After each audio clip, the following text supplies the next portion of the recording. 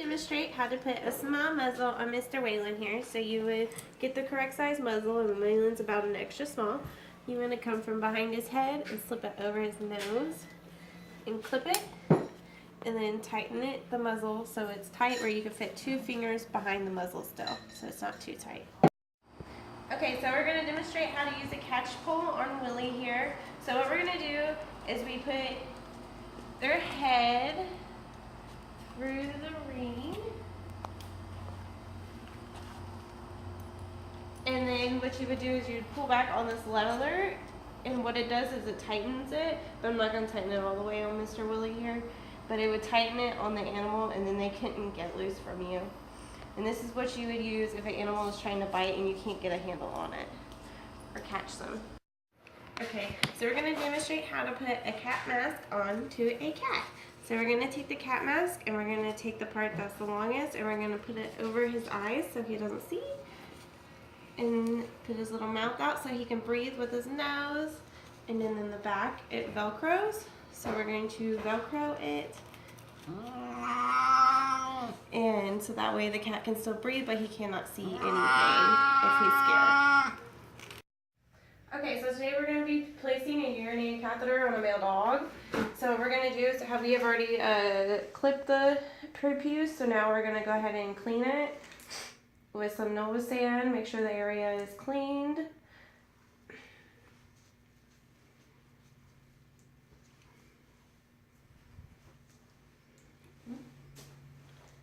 Okay, next we're going to distend out the penis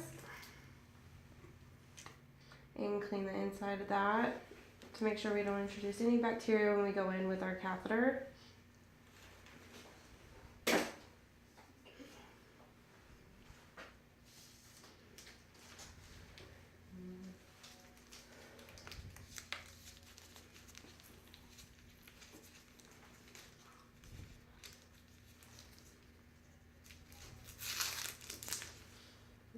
We're going to keep the catheter as sterile as possible, and then we're going to put some lube on the tip of it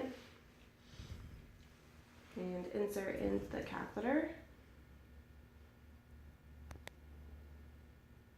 Make sure the catheter goes in smoothly.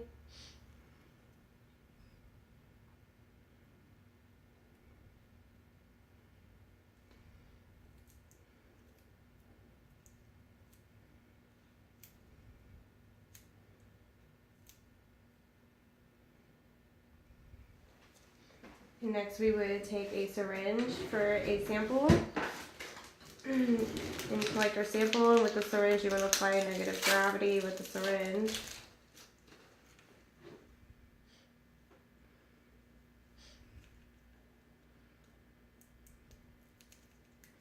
Take the first ml out and draw up your sample.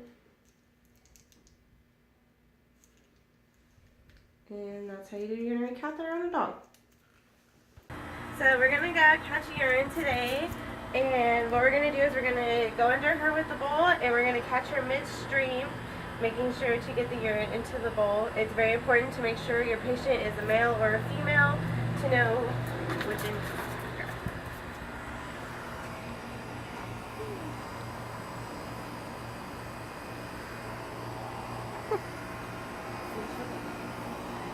Come on, Lola.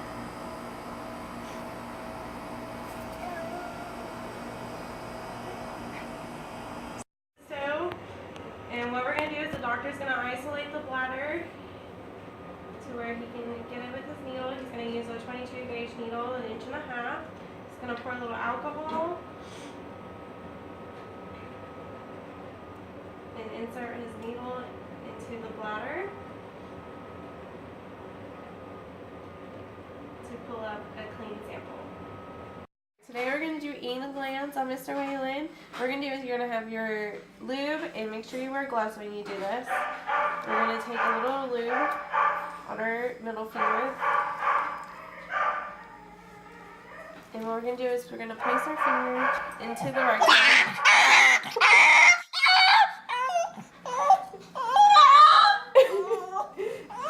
And the anal gland should be positioned at the 4 and 8 according to a clock. And what you would do is you would take the finger and you would take your thumb and milk out the anal glands towards you. I'm not going to show this because he doesn't have problems with his anal glands. And you would milk it out and some black debris would come out. And then you would go back behind him and make sure to clean his little butt. We're going to cut Leah's nails today. She's got black nails. So what we're going to do is we're going to take off little bits at a time of her nails until we see a black center of her nail, and then we will know to stop for her nails. And then when we get close enough, we'll use a little Dremel to file the nails down a little bit, maybe get them a little shorter. Is that clicking? So we're going to be clipping a cat's nails today. We're going to do his back feet since his front feet is declawed. And what we're going to do is you're going to lightly press onto the toe that you're going to clip and extend the nail out. You're going to clip almost to the pink but not quite because that is the quick. You don't want to make the cat bleed. And like so it will blunt off the nail and they won't be sharp. So we're going to be peeling Miss Leah here.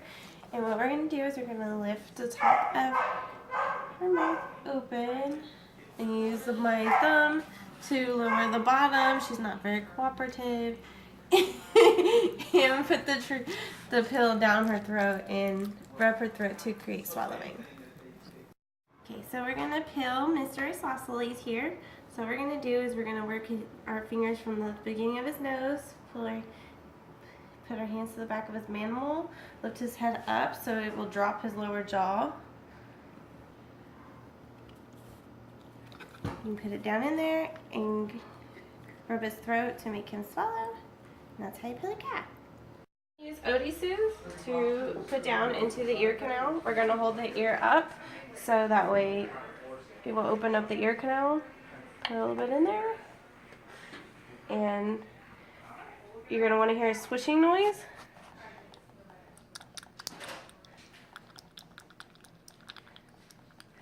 You'll bring all the debris up.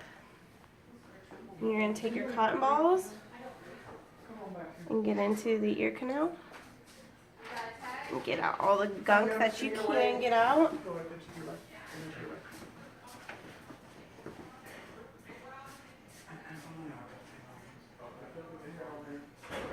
You can use a little Q-tip to get into the crevices, but not into the ear.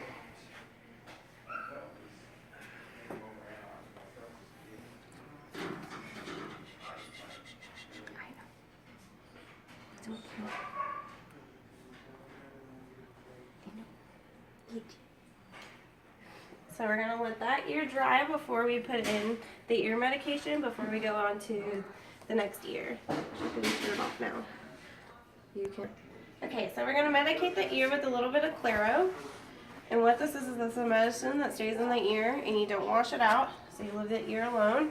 You're going to take the end and put it deep into the ear canal with holding the ear up and squeeze it all the way up. And we're going to massage it down to make sure it gets way down into the ear canal.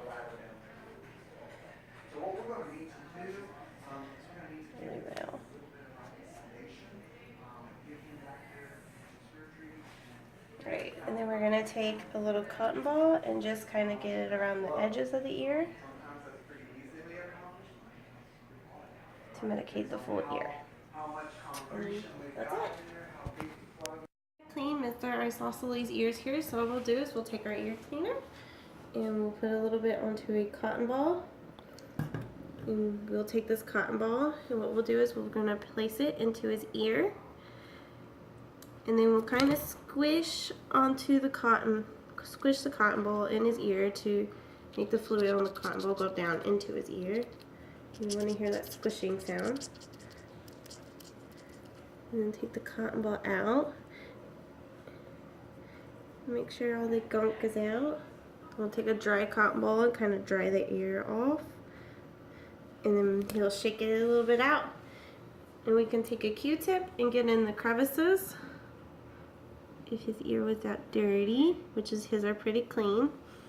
And then if we were applying medication to the ear, we would apply 3 to 5 drops of the medication down into the ear canal, and then make sure to deeply massage the medication really down into the ear, getting all the way down. Show how to put a topical on a cat, so we're going to use some Advantage Multi right here. It's not open, but we'll pretend we're going to put it on him. What we're going to do is we're going to go at the base of his skull back here, and we will apply some, and we will squeeze it all around, make sure it gets onto the skin in between the hair, kind of gently press the hair down over it, and make sure that the owner knows not to touch where you have applied the Advantage Multi.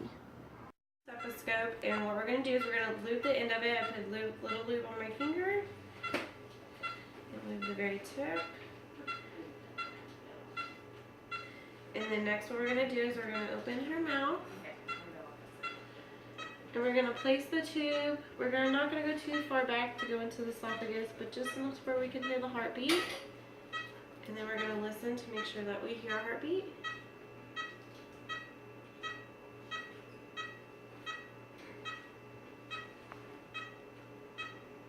And I can hear one. And that's how you place the esophageal stethoscope. We're going to do the Schirmer tear test. What we're going to do is we're going to take our little piece of paper, and we're going to bend it so that way it makes a hook, and we're going to put it at the bottom of the eyelid. And what this does is test the tear ducts, how many tears they're reproducing in a minute. So we'll time it for a minute. So we started at 30 seconds. So we will wait. The normal is about 19.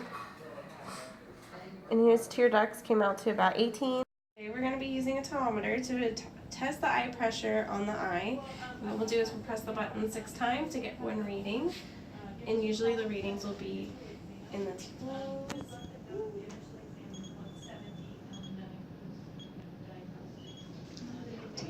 Today we're going to fluorescein stain Mr. Wayland's eyes. What we're going to do is we're going to take our paper with the stain on it, and we're going to place 1 drop of eye solution, and it'll build up at the end, and we'll place a drop down into his eye, and it will turn his eye kind of green colored, and let it stain. And what this does is checking for any ulcers or scratches onto the eye. So we'll take a little gauze and kind of wash out his eye to get all the excess stain in his eye.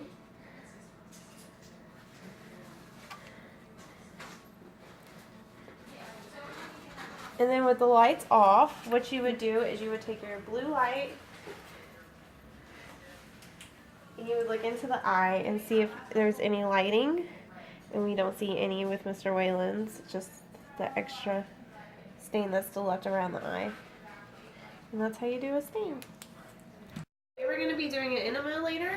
And so what we're going to need is we're going to need our gloves, some ivory soap, some lube, and then our enema can. And so what will happen is we would pour some soap with a little bit of warm water in here and mix it together, and we would put lube at the end of this. We would raise this above our head and put it into the animal, and what would happen is the water would run down into the animal, causing the poop of the animal to come back out. Oh look, the fluids. We're going to give sub-Q fluids to this kitty that has urinary problems. And we're going to give her Normacell R. We're going to give her 150 mLs. We're going to give it right here in the extra skin sub-Q. And we're using an 18 gauge needle. And we're just going to put the needle in and then let the fluid run its course. Alright, so we're going to do a modified Robert Jones on Ranger's tibia fibula right here, the small little part. So what we're going to do is we're going to take our stirrups first.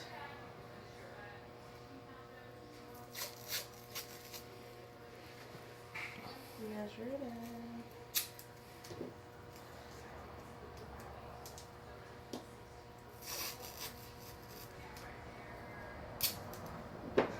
Foam depressors, our stirrups won't stick together.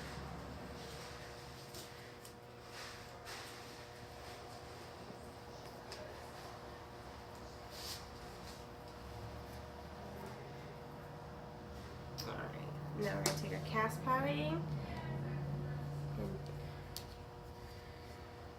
overlap 50-50 and Make sure you can see his little toes at the bottom.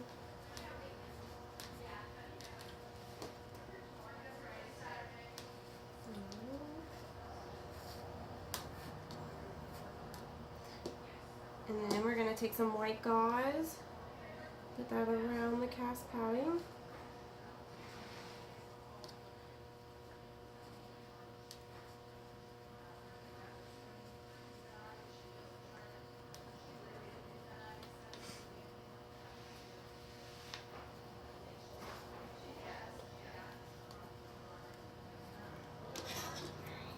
These are bandage scissors to cut.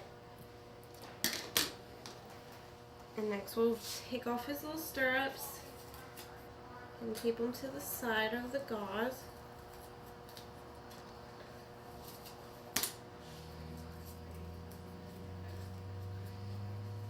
Alright, next we're going to do our vet wrap.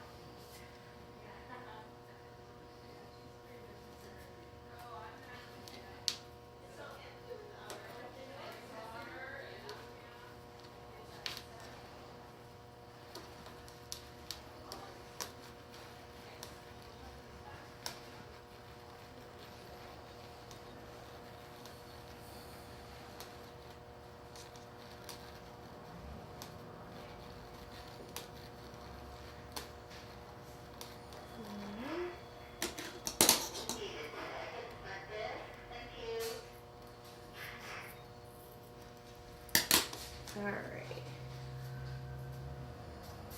So next we're going to do a little bit of elasticon at the top to keep it stable from him pulling this off.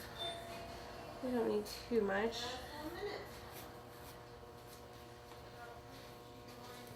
So we're going to be removing the Modified Jones bandage. So first off, we're going to take off his elasticon.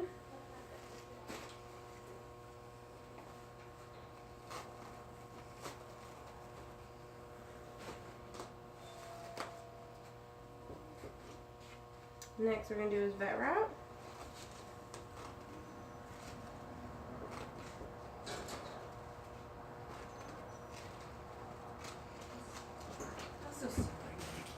Okay. Okay, so then next we're going to take off his stirrups.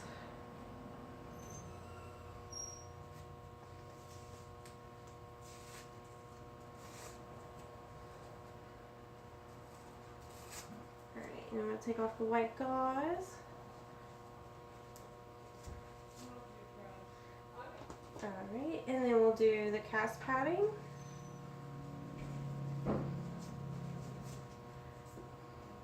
And then we'll take off the rest of the stirrups. Okay. Alright, so today we're going to apply a splint. And so what we're going to do first is we're going to lay down our stirrups. We're going to use a turn depressor to keep the tape from sticking to each other.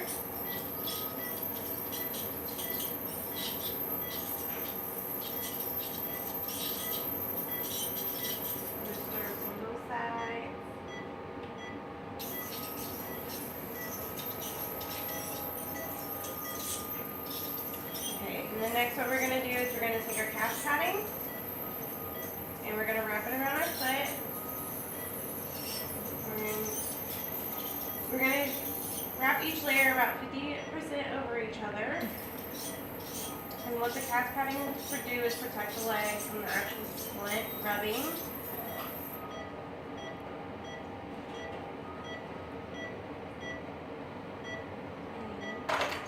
You want to leave some at the bottom, room for her toes just to breathe, and you can check to make sure that you didn't wrap it too tight.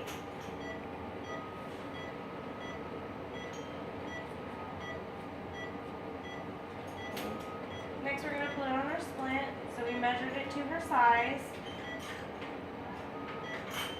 And then we'll put on some gauze to keep the splint in place. And we'll do the same with this, overlapping it about 50%.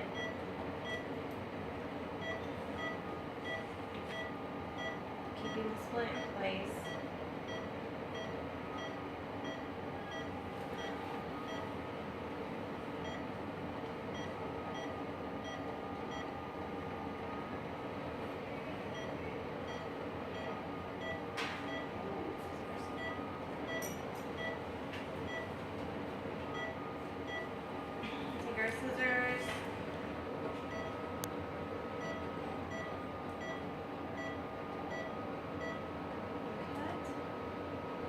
And then next what we're going to do is we're going to take our stirrups and bend them up forward, and what this will do is help keep everything underneath in place.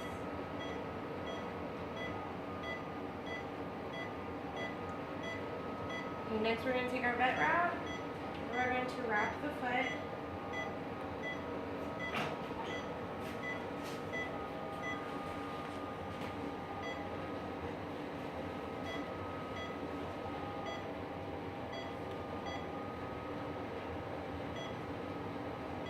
Try to keep everything tight. Alright, so then after that we're going to take a little elastic on and we're going to put some at the top to keep the bandage from slipping down.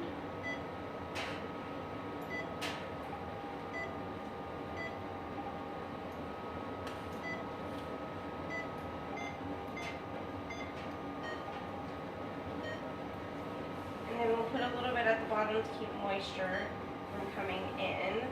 But you still want to leave some room to be able to see her toes at the bottom.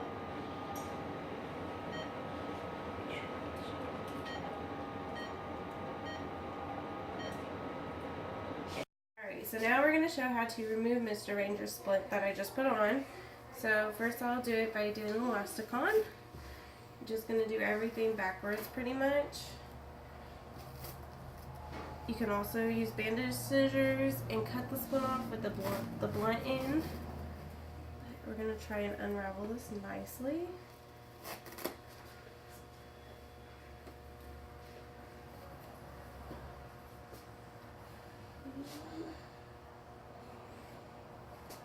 Then we're going to do the vet wrap.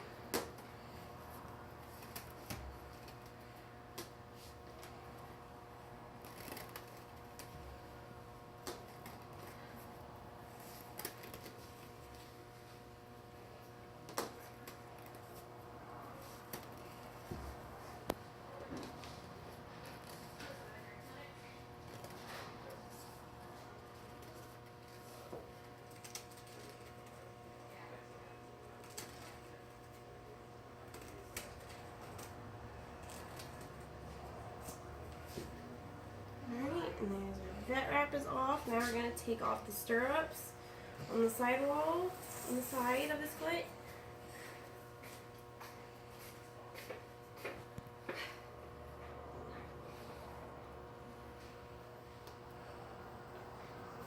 There we go. Alright, so we'll take off the gauze now. And this will loosen up the splint that's holding the gauze. The gauze is holding on.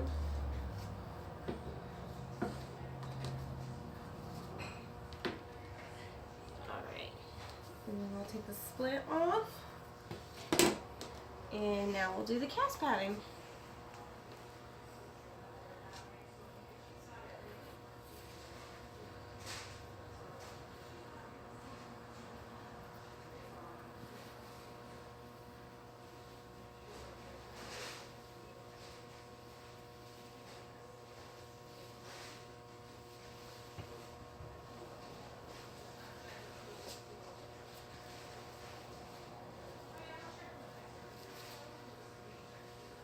And we'll take off his little stirrups. And that's how you remove a split. So I'm going to show how to do an abdominal bandage. So what we're going to do is, if it was leaking anywhere or anything is oozing out, we would put some gauze on it. And we'll just say it was his stomach. And then we'll take some cast padding and we're going to wrap it around his belly. We're going to do it tight, but not too tight.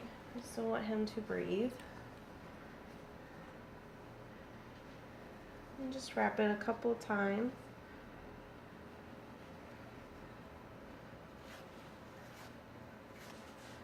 Alright. And then we're going to take our vet wrap. We're going to do the same thing. We're going to wrap it around him. And we're going to do it tight, but not too tight. And if you have a male dog, make sure to leave his little pee-pee out so he can still potty.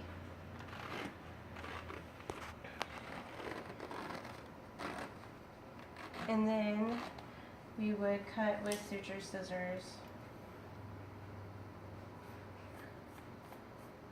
across the top. And that's how you do an abdominal bandage. Okay, so we're going to do an emergency protocol. Mr. Whalen here is not an emergency, but just if he was an emergency, we're just going to go over the steps. So first what we're going to do is we're going to open his mouth and make sure his airway is clear. There's nothing in his throat. And then we're going to check for pinkness of his gums and check that his gum color comes back with less than 3 seconds. And then next we're going to do is we're going to check his heart and lungs. So we'll get our stethoscope. And we're going to check his little heart, which is good. And then we'll check his little lungs, which is good. And then next we're going to do, if he had any injury, we would check out the injury.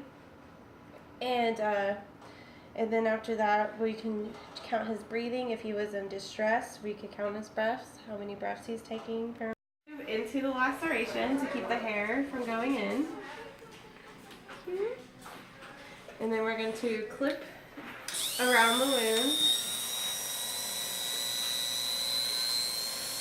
Why are you clipping around the wound? To get the hair.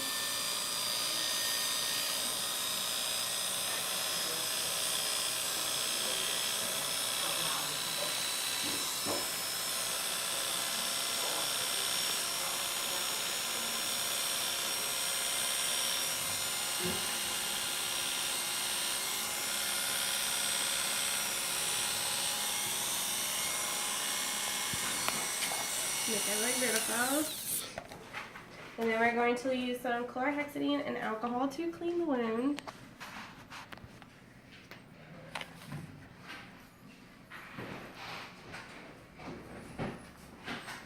Put the alcohol on the skin around it, not directly into the wound.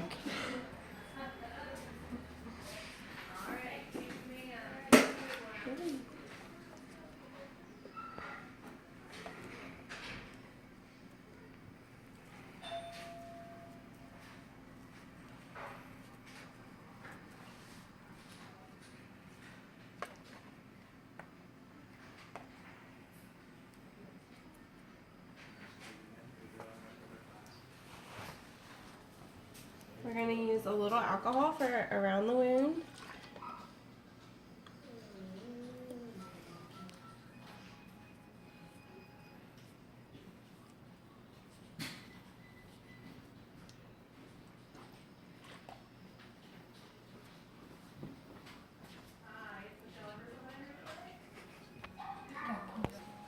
Okay, and then if this was a deeper laceration, we would flush the wound, but with it being a skin laceration, we just clipped and cleaned and not flushed the wound out with sterile saline. So we're going to do a dental on this dog. We're going to start with scaling. We're going to work our way from the top to the bottom and getting all this tartar off. We're going to make sure that we get underneath the gum line and around the tooth. It's important to get all this hair off so the tartar will get that more fast. I'll show you on 2 teeth. Make sure you don't stay on the tooth too long because it just becomes the tartar is too hard on it. You want to come back to the tooth. That should be done. Go. Okay, so we're gonna probe the teeth after we got done scaling to make sure there is no pockets. And just unstick your probe down into the gum line. And his don't have any, so after we probe, we are going to take some of our paste. And what this will do is it will fill in all the scratches that we have made in the enamel of the teeth. And we'll just go from top to bottom again with the paste in the circular motion, make sure we get the tooth covered. And after we do this, we will rinse the mouth out with some water. So we rinse the mouth out with some water, and we're going to put a little bit of CET Fluorofilm on the teeth And what we'll do is we'll just leave this on there, and the dog, when the dog wakes up, he'll slowly just eat it off of his teeth.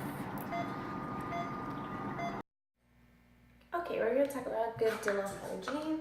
For good dental hygiene, the most important thing is to brush your dog's teeth. If you can't do it at least every other day, then there's no point in brushing your teeth. When you brush your teeth, it's kind of like a human's, but you would want to use a dog toothpaste and a soft toothbrush, and just kind of go back and forth just like a normal human. And the dogs will lick the toothpaste off, so there's no spitting out or any of that kind of stuff. If you can't physically brush your teeth or can't do it every other day, we also have different items. You can do an Orvet Chew, and what these are is kind of like a greenie, and what it is it's a green thing. It's a green chew, and it has a little swish in the middle, and what that swish is, it acts like a toothpaste, and what it does is it kind of coats the teeth with it, and it allows food and stuff to slide off the teeth so nothing gets stuck.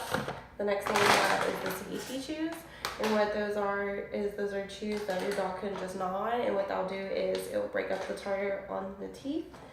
We also have TD, which is a dog food that is in larger kibbles, so what that would do is break off the tartar on the teeth also.